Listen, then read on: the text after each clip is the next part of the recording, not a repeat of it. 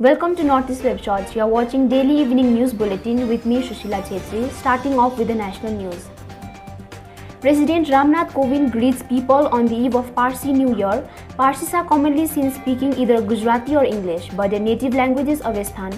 Parsis rebelled against Arab invaders for 200 years in Iran, which was their home country. This period is known as the period of silence.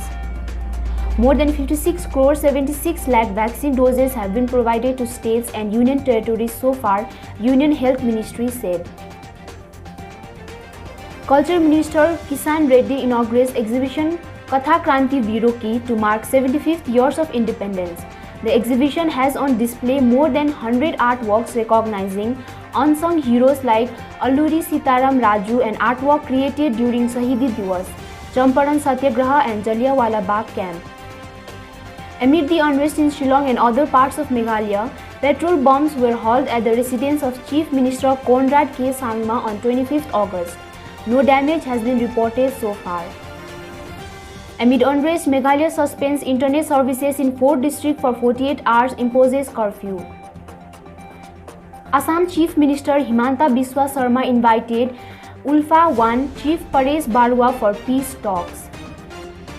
The Karnataka government on 14 August decided to delegate powers to manage COVID-19 to the district authorities instead of taking a statewide call on restrictions and lockdown. Goa CM Pramod Sawant said the state residents will be provided 16,000 litres of water free of cost from next month. Indian Idol 12 winner is Pawandeep Rajan. The other finalists were Arunita Kanzilal, Mohammad Danis, Saili Kamble, Nihal Tauro and Sarmukha Priya. 12 days after Dhruv helicopter crash, body of one pilot retrieved from Ranjit Sagar Reservoir. Mortal remains of Lieutenant Colonel A.S. Butt retrieved from a depth of 75.9 meters. The Dhruv helicopter from an Army Aviation Corps squadron based at Pathankot had taken off on a routine sortie on August 3rd when it crashed into the reservoir near Kathua in Jammu region. Reservoir is 25 km long, 8 km wide and more than 150 meters deep. The Union Home Ministry has for the first time awarded 20 personnel of the Indo-Tibetan Border Police (ITBP) Gallantry Awards for showing exemplary bravery during clashes with Chinese troops in the eastern Ladakh sector of Galwan, Nalla and Finger 4 region in May and June last year. A total of 628 Gallantry medals have been awarded to police personnel of central and state forces on the occasion of Independence Day. Indian Coast Guard hoist national flag at selected 100 islands across country. The Indian Army has sought applications for recruitment to the post of officers under the Territorial Army. The last date to apply for Indian Army Recruitment 2021 is August 19, 2021. Now moving further to international news. PM Modi has thanked Prime Ministers of Australia, Bhutan, Nepal and Mauritius for their greetings on India's Independence Day. Indian Embassy in Beijing, China celebrates 75th Independence Day. Hundreds of Indian community members participate in Azadi Ka Amrit Mahotsav.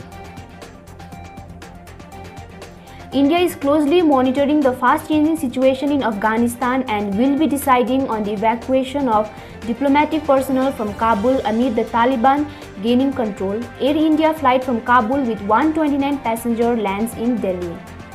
US President Joe Biden and Secretary of State Antony Blinken greeted India on the occasion of its 75th Independence Day.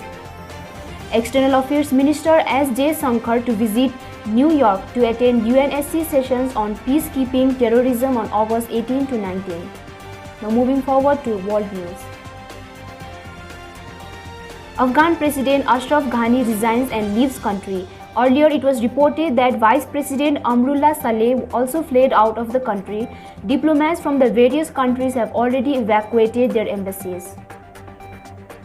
Left to avoid bloodshed, Ashraf Ghani writes on social media after leaving Afghanistan. Taliban will soon declare the Islamic Emirate of Afghanistan from the presidential palace in Kabul, which they captured on Sunday. Meanwhile, the Kabul airport has been closed for commercial flights as military evacuations continue. Bangladesh observed the 46th martyrdom day of the founding president of Bangladesh, Sheikh Mujibur Rahman. Bangabandhu Sheikh Mujibur Rahman was assassinated along with 18 of his family members in Dhaka by some military men on the 9th of 15th August 1975. Only 2 members of his family, his eldest daughter and current Prime Minister of Bangladesh, Sheikh Hasina, and her sister survived as they were out of the country on that day. The death toll from a powerful magnitude 7.2 earthquake in Haiti climbed sharply on Sunday with at least 724 dead and a minimum of 2,800 injured. Now let's look to some sports news. Youth World Archery Championship Poland.